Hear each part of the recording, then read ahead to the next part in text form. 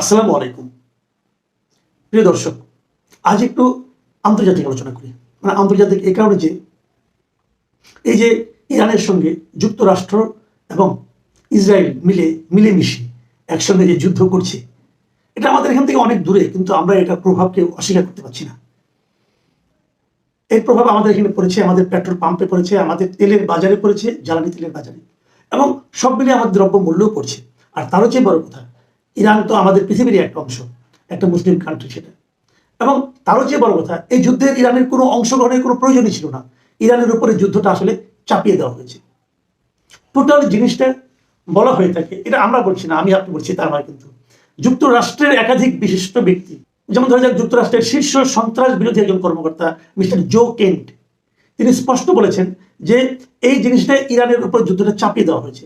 এবং তার মতে এই কাজটা করেছে হলো ইসরায়েলের কিছু লোক, ইসরায়েলের কিছু প্রভাবশালী ব্যক্তি, এবং তার সঙ্গে মার্কিন লবিস্ট যারা আছে, এরা মিলে এই যুদ্ধটা আমেরিকার উপর চাপিয়ে দিয়েছে। এবং ট্রাম্প উনি বুঝতেই পারেননি যে উনি একটা ফাঁদে পা দিয়েছেন।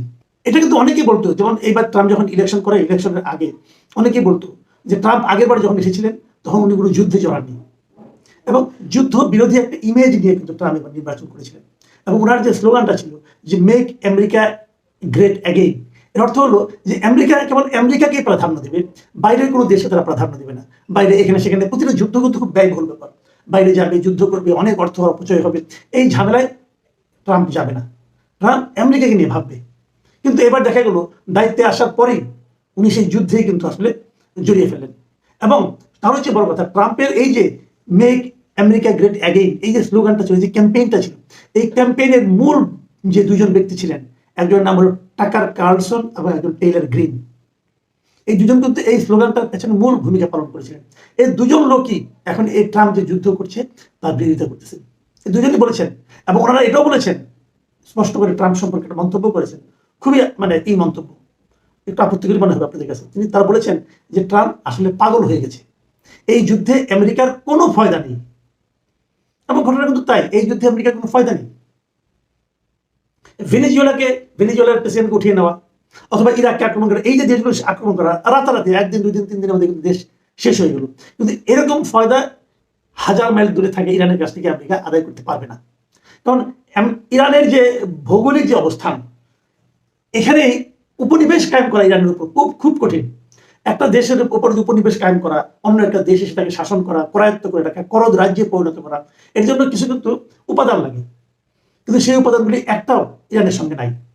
এবং ইরানের ইতিহাসে এখন পর্যন্ত অনেক লোক, তৈমুর অনেকে ইরান দখল করে জয় করেছে, কিন্তু কেউ কিন্তু দখল করে থাকতে পারেনি।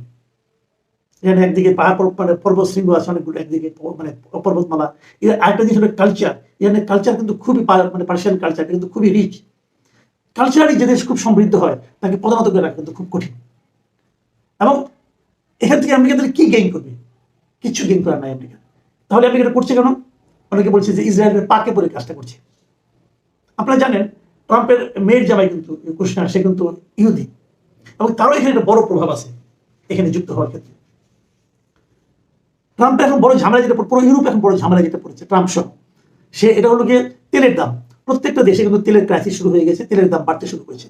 এবং ইউরোপের তেলের দাম বাড়লে পরে কি হবে? ওই দেশে যারা প্রেসিডেন্ট আছে, যারা ক্ষমতায় আছে, শাসক শ্রেণী, তারা কিন্তু অজনপ্রিয় হয়ে যাচ্ছে। এবং এই তেলের দাম বৃদ্ধির পিছনে মূল কারণটা হচ্ছে হরমুজ প্রণালী। আপনারা জানেন যে হরমুজ প্রণালী ছোট্ট একটা প্রণালীর মতো আছে, ছোট্ট একটা প্রায় 32 কিলোমিটার পাশে একটা ছোট্ট জায়গা আছে। ওই জায়গা দিয়ে তেলের যত পরিবহন হয় পৃথিবীতে, তার 20% পরিবহন ওইটা জানতে হয়, এবং ওটা হলো ইরানের একদম সঙ্গী। ইরান ওটা আটকে দিয়েছে, বলছে এখান থেকে আমরা কাউকে তেল নিয়ে যেতে দেবো না। এবং এর প্রভাব কিন্তু সব জায়গায় পড়ছে। এমন পরিস্থিতিতে ট্রাম্প এখন তার ইউরোপিয়ান যারা মিত্র ছিল এতদিন, যাদের সঙ্গে ন্যাটো গঠন করা হয়েছিল, সেই ন্যাটোর সদস্য দেশগুলোকে বলছে যে আপনারা যান, যে সেই হরমুজ প্রণালীটাকে ঠিকঠাক করেন, ওখান দিয়ে জাহাজের তেলবাহী জাহাজের যাতায়াতটাকে স্মুথ করার চেষ্টা করেন, এবং এই জন্য আপনারা আপনাদের যুদ্ধ জাহাজগুলো ওখানে পাঠান, যাতে নাকি ইরান যুদ্ধ জাহাজ দেখে ওখান থেকে সরে যায়। তার মানে এই যুদ্ধে ট্রাম্প ইউরোপের দেশগুলোকেও তার সঙ্গে একীভূত করতে যাচ্ছে। এখন ইউরোপের দেশগুলো বলছে ভাই এই যুদ্ধ তো আমরা শুরু করিনি, আর এই যুদ্ধ শুরু করার সময় আপনি তো আমাদেরকে বলেননি, আমাদের সঙ্গে আলোচনাও করেননি, আপনি নিজ দায়িত্বে যুদ্ধ শুরু করেছেন ইসরায়েলকে দিয়ে, তো এই ঝামেলায় আমরা কেন ঢুকবো? এই যে কিন্তু ট্রাম্প কিন্তু জানাতে পারছে না। ট্রাম্প এখন বলছে যে তাহলে কিন্তু ন্যাটো দুর্বল হয়ে যাবে, হ্যান হবে তেন হবে, বলতেছে আপনার ন্যাটো সদস্য আপনাদের করতে হবে। কিন্তু সমস্যা হচ্ছে এই ইউরোপেরই বেশ কয়েকজন রাষ্ট্রনায়ক প্রতিরক্ষা তারা বলেছেন যে ন্যাটো তো তৈরি করা হয়েছে আত্মরক্ষার জন্য, যে যদি আমাদের কোনো দেশকে কেউ আক্রমণ করে তাহলে আমরা সবাই মিলে সে আক্রমণ প্রতিরোধ করবো।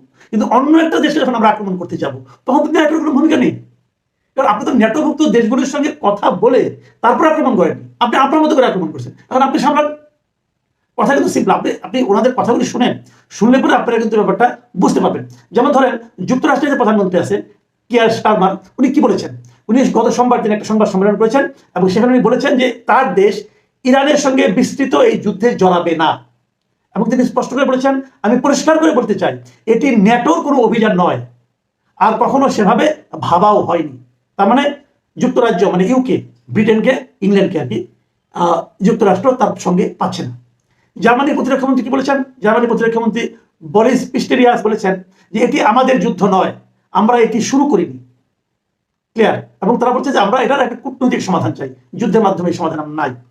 আর যুক্তরাজ্যের সাবেক প্রতিরক্ষা প্রধান নিক কার্টার তিনি বিবিসি রেডিওকে এক সাক্ষাৎকারে বলেছেন যে ন্যাটো একটি রক্ষণাত্মক জোট হিসেবে তৈরি হয়েছিল, এর প্রতিটি ধারা আত্মরক্ষার জন্যই। এটি এমন কোনো জোট নয় যে একটি দেশ নিজের ইচ্ছায় যুদ্ধে যাবে এবং বাকিদের তা অনুসরণ করতে বাধ্য করবে। সিম্পল। কিন্তু তার মানে যুক্তরাষ্ট্র মানে ট্রাম্প এখন ন্যাটোর কাছে যে সাহায্যটা চাচ্ছে ন্যাটো সেটা দেবে না। ট্রাম্প করবেটা কি? আরো দেখেন আয়ারল্যান্ডের প্রধানমন্ত্রীর সঙ্গে কদিন আগে ট্রাম্পের একটা মিটিং হয়েছে, সেই মিটিং থেকে বের হয়ে এসে আয়ারল্যান্ডের প্রধানমন্ত্রী বলছে এটি আমাদের যুদ্ধ নয়, আমরা এই যুদ্ধে নেই। ইতালির পররাষ্ট্রমন্ত্রী আন্তোনিও তাজনিও বলেছেন আমরা হরমুজ প্রণালীতে সামরিক অভিযানে যুক্ত নই। ইতালি, ফ্রান্স বা অন্য কোনো ইউরোপীয় দেশ হরমুজ প্রণালী দিয়ে জোর করে জাহাজ চলাচল নিশ্চিত করতে যুদ্ধ জাহাজ পাঠানোর প্রস্তাব দেয়নি। পোল্যান্ড কি বলেছে? পোল্যান্ডের পররাষ্ট্রমন্ত্রী রডোস্লাভ সিকোরস্কি বলেছেন যে তার দেশের নেতারা ইরানের বিরুদ্ধে যুদ্ধে বাহিনী পাঠানোর বিষয়টি নাকচ করে দিয়েছেন। আর হরমুজ প্রণালী নিয়ে তিনি বলেছেন যে সরকারের ভিতরে এই বিষয়ে এখনো কোনো আলোচনা হয়নি। তাহলে দাঁড়ালোটা কি? দাঁড়ালো হলো ট্রাম্প বলেছিল না যে মেক আমেরিকা গ্রেট অ্যাগেইন, উনি মেক আমেরিকা গ্রেট না করে আমেরিকাকে উনি অ্যালোন করে দিয়েছেন। He made America alone. America এখন একা হয়ে গেছে। তারপরে আমি বলি, তারপরেও আমেরিকার যে শক্তিমত্তা, তার সঙ্গে ইসরায়েলের যে শক্তি, সব মিলে হয়তো তারা এই যুদ্ধে জিততেও পারে। তাদের অনেকদিন শক্তি, ইরান কতদিন তাদেরকে প্রতিরোধ করবে এটা বলা কঠিন। কিন্তু ইসরায়েলের ভেতরেও কিন্তু এটা নিয়ে নানা ধরনের আলোচনা চলছে, জনগণ ইসরায়েলের মধ্যে বিক্ষুব্ধ হয়ে উঠেছে।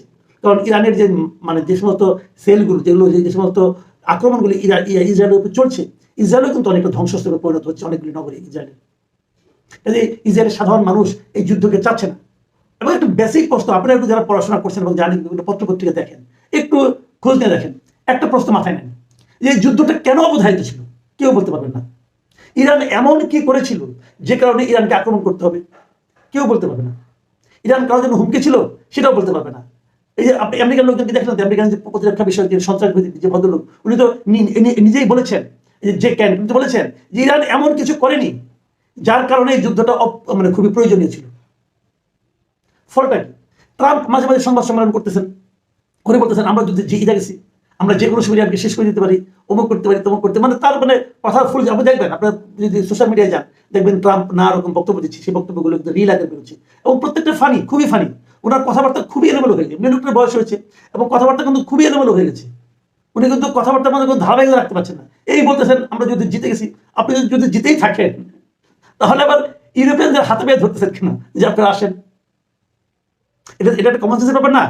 যদি আপনি যদি জিতেই যেয়ে থাকেন তাহলে ইউরোপিয়ানদের হাতে পেয়ে ধরছেন কেন? তারা একজন দুজনকে লোক মারতেছে। এর মধ্যে দেখলাম ইসরায়েল আবার ঘোষণা করছে যে এখন ইরানের যে কোনো শীর্ষস্থানীয় অথবা উচ্চপদস্থ কোনো কর্মকর্তাকে মারার জন্য কোনো পারমিশন লাগবে না, মেরে ফেললে হবে। মানে কতটা বেপরোয়া তারা হয়ে গেছে। কিন্তু সমস্যাটা হচ্ছে ইরানের স্ট্রাকচারটা এমন, একজনকে মারতেছে আরেকজন নিচ থেকে উঠে আসতেছে। ইরানের পররাষ্ট্রমন্ত্রী বলেছেন যে আমাদের এটাই ফরম্যাট, আপনি কজনকে মারবেন মারেন, মারার পর আরেকজন দেখবেন দায়িত্ব নিচ্ছে। কেউ কোনো ভ্যাকুয়াম, কোনো শূন্যতা তৈরি হবে না। এই যখন দেশের অবস্থা এবং সেদের দেশের মানুষের মধ্যে এত দেশপ্রেম, সেই দেশকে জয় করা আসলেই কঠিন। কিন্তু যে প্রসঙ্গটা সবচেয়ে গুরুত্বপূর্ণ, যে এই সময়ে একটা দেশের উপর এরকম আক্রমণ চালানোটা ঠিক কিনা। আমেরিকা যে কাজটা করেছে, প্রথম যে কাজটা করেছে এই যুদ্ধের মধ্যে, যে আমেরিকার যে বোমা এসে একটা স্কুলে পড়লো, 165 জন শিশু, গার্লস স্কুলের 165 জন শিশু নিহত হলো, এটার কোনো ব্যাখ্যা কিন্তু ট্রাম্প এখনো দিতে পারছে না। আপনি যুদ্ধ করবেন করেন, কিন্তু নিরপরাধ শিশুদের কেন হত্যা করবেন? আমরা একটা সত্যি কথা বলতে কি, আমেরিকার ইতিহাসে ট্রাম্পের মতো এরকম যুদ্ধবাজ, উন্মাদ, মানে পাগল লোক বোধ প্রেসিডেন্ট আর কখনো হয়নি। এখন উনি এটাকে কত দূর নিয়ে যাবেন, শেষ পর্যন্ত কি করবেন? কালকে দেখলাম যে উনি কিউবা দখল করতে চান। তো এগুলো ওনার অনেক শক্তি আছে, ওনার অনেক পাওয়ার আছে, সেই পাওয়ার তিনি করবেন, হয়তো বা করবেন কি করবেন না, পারবেন কি পারবেন না, সেটা তো সময় দেখা যাবে। কিন্তু মানুষের তো একটা মানবিকতা বলতে একটা ব্যাপার আছে, মানুষের তো একটা চিন্তা ভাবনা থাকে। আমরা হয়তো সাধারণ মানুষ, আমরা ছোট দেশ, আমরা তো অতটা বলতেও পারি না, কিন্তু আমাদের মতো মানুষের তো একটা ঘৃণা বলতে একটা ব্যাপার আছে, ভালোবাসা বলতে একটা ব্যাপার আছে। ট্রাম্পের এই পাগলামি এই সারা দুনিয়াকে আমি মনে করি এখন একটা হুমকির মুখে ফেলে দিয়েছে। একই সঙ্গে যারা যুক্তরাষ্ট্রে আছেন, আমাদেরও লোকজন প্রচুর আছেন, আপনাদেরও আছেন, আলাপ করে দেখবেন সাধারণ নাগরিকরা কিন্তু এটা পছন্দ করছে না। দক্ষিণ কোরিয়ার সঙ্গে তারা বলছে এখান থেকে তারা জাহাজ পাঠাবে, দক্ষিণ কোরিয়ার মধ্যে এটা নিয়ে কিন্তু প্রতিবাদ হচ্ছে, পৃথিবীর সর্বত্র প্রতিবাদ হচ্ছে। এবং আরো যে বড় কথা, যে কথাটা বলে আমি আলোচনাটা শেষ করতে চাই, শেষ পর্যন্ত কি হবে জানি না, কিন্তু শেষ পর্যন্ত ইরান যদি এই যুদ্ধে টিকে যায়, যদি টিকে যায়, মনে রাখবেন আরব যে আশেপাশের দেশগুলি যারা আছে, আরব শেখরাই তো রাজত্ব করে, এবং সেই রাজত্ব তাদের হলো রাজতন্ত্র। এই রাজতন্ত্রের উপর কিন্তু একটা বড় ধরনের হুমকি আসে দাঁড়াবে। কি ইউএই, কি ওমান, বাহরাইন যেগুলি বলছেন, সৌদি আরব, এই সব রাজতন্ত্রের মধ্যে কিন্তু দেখবেন একটা বড় হুমকি আসবে। কাতার, কুয়েত সবই। এই রাজতন্ত্র কিন্তু ইসলামও সাপোর্ট করে না, কিন্তু তারা এগুলি আমেরিকার সাপোর্ট নিয়ে, আমেরিকার সমর্থন নিয়ে তারা এগুলি চালাচ্ছিল, এবং এগুলি আলটিমেটলি কতটুকু টিকবে সামনের দিনে বড় বড় কঠিন। প্রিয় দর্শক, এখন এ পর্যন্ত।